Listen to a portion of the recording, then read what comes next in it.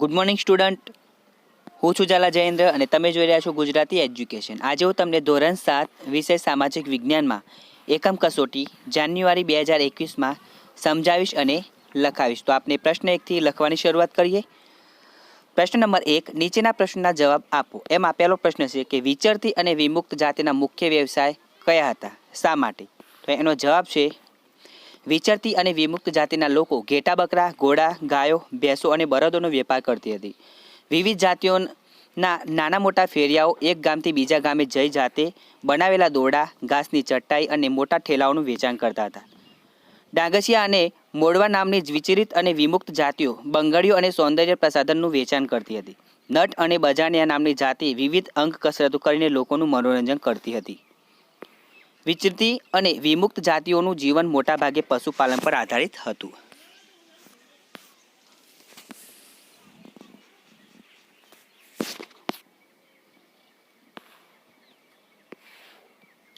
બીજો પ્રશ્ન છે કે વણઝારા અર્થતંત્ર માટે કેવી રીતે મહત્વપૂર્ણ હતા? એનો જવાબ છે દિલ્હી સુલતાન અલાઉદ્દીન ખિલજી દિલ્હીના બજારો સુધી અનાજ અને અન્ય ચીજવસ્તુઓ લાવવા માટે વણઝારાઓનો ઉપયોગ કરતો। મુગલ બાદશાહ જહાંગીરના સમયમાં વણઝારાઓ બળદ પર અનાજ લાદીને શહેરોમાં વેચવા જતા હતા। પૂર દરમિયાન વણઝારાઓ બળદોની પીઠ દ્વારા મુગલ સૈન્ય માટે અનાજ અને અન્ય માલસામાન લાવતા હતા। આમ તેઓ અર્થતંત્ર માટે મહત્વપૂર્ણ હતા।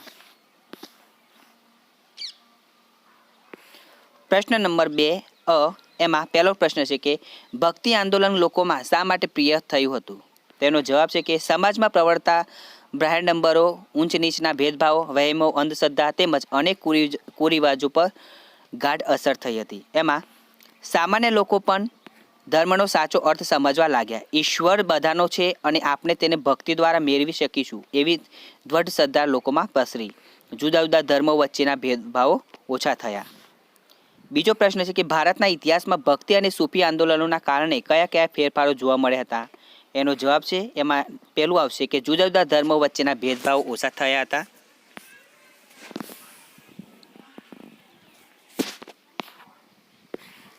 સમાજમાં ઊંચ નીચના ભેદભાવો ઓછા થયા અને ત્રીજું છે સામાન્ય લોકો પણ ધર્મનો સાચો અર્થ સમજવા લાગ્યા હતા। આમ ઇતિહાસમાં ભક્તિ અને સૂફી આંદોલનોના કારણે વિવિધ ફેરફારો જોવા મળ્યા હતા। પ્રશ્ન 2 એક વાક્યમાં જવાબ આપો। એમાં પહેલો પ્રશ્ન છે કે શંકરાચાર્ય ભારતના કયા ભાગમાં કેવા પ્રકારની પ્રવૃત્તિ હાથ ધરી હતી? તો એનો જવાબ છે કે શંકરાચાર્ય 8મી સદીમાં દક્ષિણ ભારતમાં ધાર્મિક સુધારણાની પ્રવૃત્તિ શરૂ કરી હતી। બીજો પ્રશ્ન છે કે હિંકેશ્વર પરંપરામાં કયા સંતને સૌથી મહત્વપૂર્ણ માનવામાં આવતા હતા? એનો જવાબ છે કબીરને હિંકેશ્વર પરંપરામાં સૌથી મહત્વપૂર્ણ માનવામાં આવતા હતા। પ્રશ્ન નંબર 3 પ્રશ્નના ઉત્તર લખો। એમાં પહેલો પ્રશ્ન છે કે સંસ્કૃત ભાષામાંથી કયા કયા રાજ્યોમાં કઈ કઈ ભાષાનો વિકાસ થયો? તેનો જવાબ જોઈએ તો 9મી સદીમાં સ્થાપવામાં આવેલા મહોદયપુરનું ચેર રાજ્ય હાલના કેરળનો એક ભાગ હતું। કેરળની સંસ્કૃતિને તેની ભાષા મલયાલમ સાથે જોડતા આ સંસ્કૃતિ મલયાલમ સંસ્કૃતિ તરીકે ઓળખાય છે।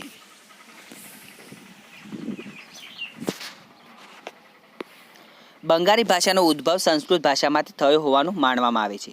15મી સદી સુધીમાં ઉપભાષાઓ તથા બોલીઓ મળી એક સામાન્ય સાહિત્ય ભાષાનું સ્વરૂપ ધારણ કર્યું, જે પશ્ચિમ બંગાળની બોલચાલની ભાષા બની।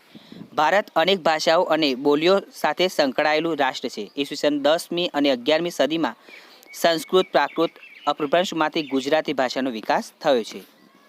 બીજો પ્રશ્ન છે કે ઉત્તર અને દક્ષિણ ભારતના મંદિરોમાં વિકાસ પામેલી સ્થાપત્ય શૈલી વિશે ટૂંકમાં જણાવો। તો એનો જવાબ જોઈએ તો ઈસુની 5મી સદી પછી ભારતના ઉત્તર ભાગમાંથી છેક વિંધ્ય પર્વતમાળા સુધી વિકસેલી મંદિરોની સ્થાપત્ય શૈલીને નાગર શૈલી કહેવામાં આવે છે। નાગર શૈલીના મંદિરો સામાન્ય રીતે પંચાયતન અને ઈંડાકાર શિખરવાળા બનાવવામાં આવતા। દક્ષિણ ભારતમાં વિકસેલી સ્થાપત્ય શૈલી દ્રવિડ શૈલી કહેવામાં આવે છે। દ્રવિડ શૈલીનો વિકાસ મુખ્યત્વે તમિલનાડુ, દક્ષિણ આંધ્રપ્રદેશ, દક્ષિણ કર્ણાટક, કેરળ વગેરે પ્રદેશોમાં થયો હતો।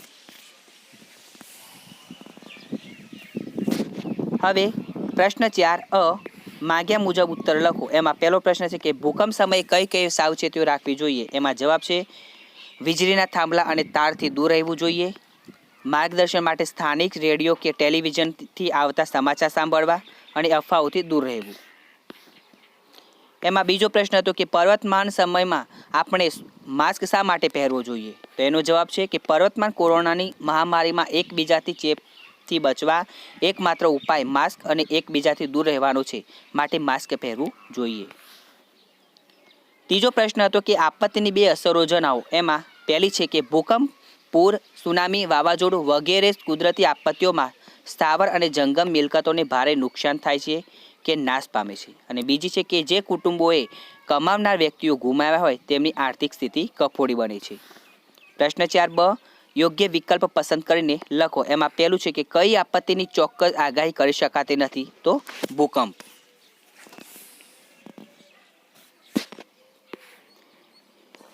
બીજી છે કે તમે શાળામાં હોવ ત્યારે વાવાઝોડું આવે તો તમે શું કરશો? તો એનો જવાબ છે શાંતિપૂર્વક વર્ગખંડમાં બેસી રહીશું. પ્રશ્ન 5 નીચે આપેલા પ્રશ્નના જવાબ લખો. એમાં પહેલો છે કે સૂફી આંદોલન વિશે ટૂંક નોંધ લખો. એનો જવાબ જોઈએ તો સૂફી આંદોલન એ ભારતમાં મધ્યયુગ દરમિયાન થયેલા ધાર્મિક આંદોલનો પૈકીનું એક મહત્વનું આંદોલન હતું. સૂફી આંદોલન એ ભારતનું ધાર્મિક અને સામાજિક આંદોલન હતું. તેને દેશમાં હિન્દુ મુસ્લિમ સાંસ્કૃતિક સમન્વયને જન્મ આપ્યો હતો. સૂફી શબ્દ ઇસ્લામના ધાર્મિક વિચારો દર્શાવે છે. તેનો મુખ્ય મત ઈશ્વર અને માનવી વચ્ચે પ્રેમનો સંબંધ સ્થાપિત કરવાનો છે. દક્ષિણ ભારતમાં શેખ બુરહાઉદ્દીન નામના એક ગરીબ લોકપ્રિય સૂફી સંત થઈ ગયા. બીજો પ્રશ્ન છે કે સંત કબીરનો પરિચય આપો. તો એનો જવાબ જોઈએ તો કબીર એકેશ્વર પરંપરાના મુખ્ય સંત હતા. તે વ્યવસાય વણકર હતા. બીજક તેમનો કાવ્ય સંગ્રહ છે. શીખોના પવિત્ર ગ્રંથ ગુરુ ગ્રંથ સાહિબમાં સંત કબીરની કવિતાઓની અને નિર્ગુણ શાખાના સંત હતા. ત્રીજો પ્રશ્ન જોઈએ તો ભારતમાં થયેલ ભક્તિ અને સૂફી આંદોલનની ઘટનાનું મુખ્ય પ્રયોજન કયું હતું? તેનો જવાબ છે ભારતના ઇતિહાસમાં ભક્તિ અને સૂફી આંદોલનનો ઉદ્ભવ અને વિકાસ થયા તેના કારણે ધર્મમાં ઊંચ નીચના ભેદભાવ, માન્યતાઓ, અંધશ્રદ્ધાઓ, વિવિધ ધર્મની વાડાબંધીની અવગણના કરીને ભક્તિ માર્ગના દ્વારા બધા માટે ખોલી નાખ્યા. ભક્તિ અને સૂફી આંદોલનને હિન્દુ મુસ્લિમ સાંસ્કૃતિક સમન્વયને જન્મ આપ્યો અને એક નવા જ યુગની શરૂઆત થઈ. મોટાભાગના સંતો સગુણવાદી હતા. તેઓ ઐક્યતાની હિમાયતી હતા. તેઓ કહેતા કે બધા ધર્મનો સાર એક જ છે, ઈશ્વર એક જ છે અને તે બધે વસેલો છે. બધા ધર્મોનો એક જ માર્ગ છે, ઈશ્વર સાથે અનુરાગ. વિદ્યાર્થી મિત્રો, તમને આ વિડીયો પસંદ આવ્યો હોય તો તમે તેને લાઈક કરો, કમેન્ટ કરો, શેર કરો અને સબસ્ક્રાઈબ જરૂર કરો. ધન્યવાદ.